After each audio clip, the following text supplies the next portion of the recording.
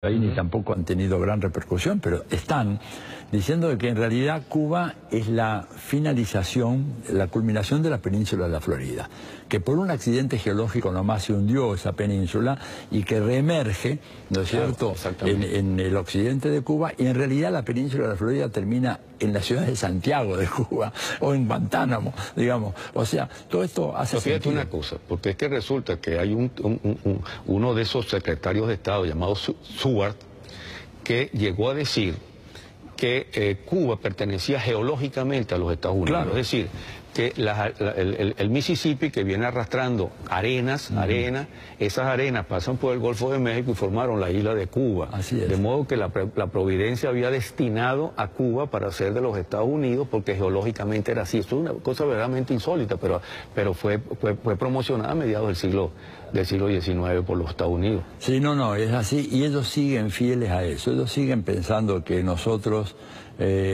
alguna vez un americano allá me lo dijo, un norteamericano, me lo dijo en Estados Unidos, ¿no? Me dijo, bueno, Tilio, ¿a qué tanta cosa? You belong to us, o sea, ustedes nos pertenecen, así lo dijo. Así mismo, eso es. You belong to us, o sea, este continente es nuestro. Es nuestro. Y claro, todas las doctrinas militares americanas siempre se construyeron sobre la base de la gran isla americana. Y te dicen, miren, no hay seguridad nacional en Estados Unidos si hay algún gobierno en toda esta región que esté jugando contra los intereses de Estados Unidos. No importa el tamaño.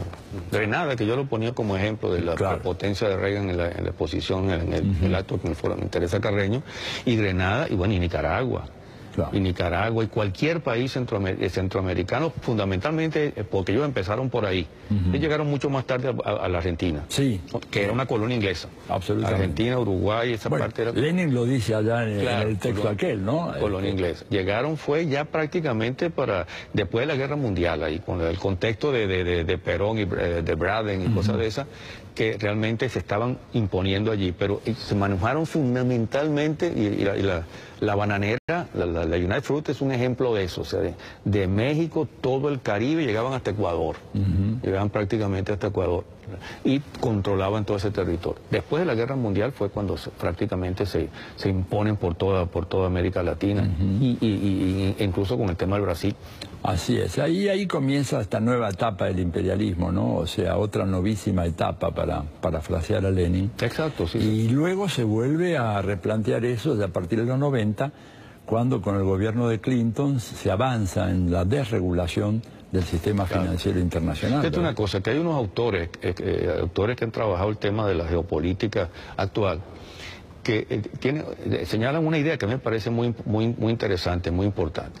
Parten de la crítica de que se ha asociado tradicionalmente imperialismo con colonialismo.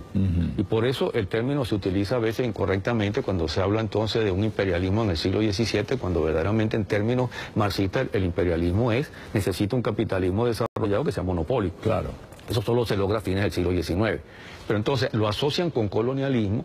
Y te repito, como el colonialismo formalmente desaparece después de la Guerra Mundial, los años 60-70, entonces se acabó el imperialismo. Incluso antes del neoliberalismo, se acabó el imperialismo. Pero estos autores hablan, yo coincido mucho con esa idea de un imperialismo formal y un imperialismo informal. Y llaman imperialismo formal al imperialismo que está asociado al colonialismo. Y al imperialismo postcolonialismo lo llaman imperialismo informal, y los Estados Unidos serían el modelo perfecto de ese imperialismo informal. Claro, porque en realidad son formalmente países independientes, los libres, por supuesto. Pero en términos reales esa independencia es muy baja, por no decir inexistente. Claro. Mira, hay un caso muy interesante que lo ponía en su libro Agustín Cueva. Agustín Cueva fue un gran sociólogo ecuatoriano, murió ya pobre hace más de 20 años, ¿verdad?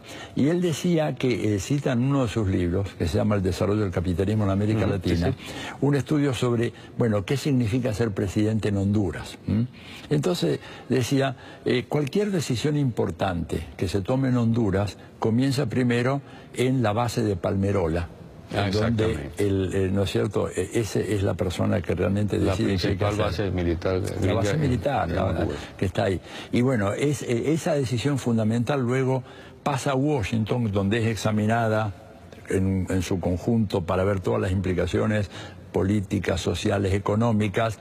De ahí vuelve hacia la Embajada de los Estados Unidos en Tegucigalpa y la decisión finalmente es comunicada al presidente. No, fíjate lo que él dice, se la comunican primero al ministro de Economía o al presidente del Banco Central y recién va y se lo dice al presidente. Entonces dice, una elección en Honduras, cuando dice se elige el primer magistrado, estás hablando de alguien que está en el quinto escalón decisional. En el piso ahí y digo yo para que quede claro, no es solo Honduras, cuando mira el China, las grandes decisiones en la década del 90 que se tomaron a favor de un neoliberalismo salvaje, Estados Unidos las comunicaba primero con el ministro Cavallo, el ministro de Economía, claro, y recién después a Menem. Menem simplemente ponía la firma de una decisión que no era propia, que se había originado allá y que era trasladada a nuestro país a través del ministro de Economía. Y la otra, por ejemplo, las decisiones sobre la movilización de la Cuarta Flota, la toma a Estados Unidos, no se la comunica a los presidentes de los países latinoamericanos, sino a los jefes del Estado Mayor Conjunto de cada uno de los países. Es cierto, es una cosa increíble. Bueno, fíjate una cosa, que es que el imperialismo, las grandes potencias descubrieron, sobre todo después de la Segunda Guerra Mundial o en torno a la Segunda Guerra Mundial, que el colonialismo era un error, porque significaba que un país desarrollado iba a ocupar un país no desarrollado, a montar un aparato político, a controlar la policía, a controlar la economía, a controlar todo.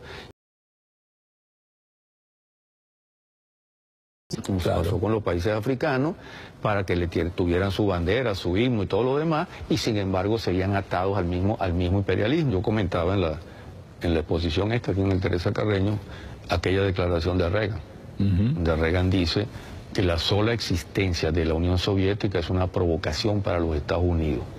Son unas cosas insólitas. Es difícil encontrar un país que se atreva a decir una cosa semejante, de una potencia además, que ni siquiera lo está acusando de agredir, la está acusando de existir.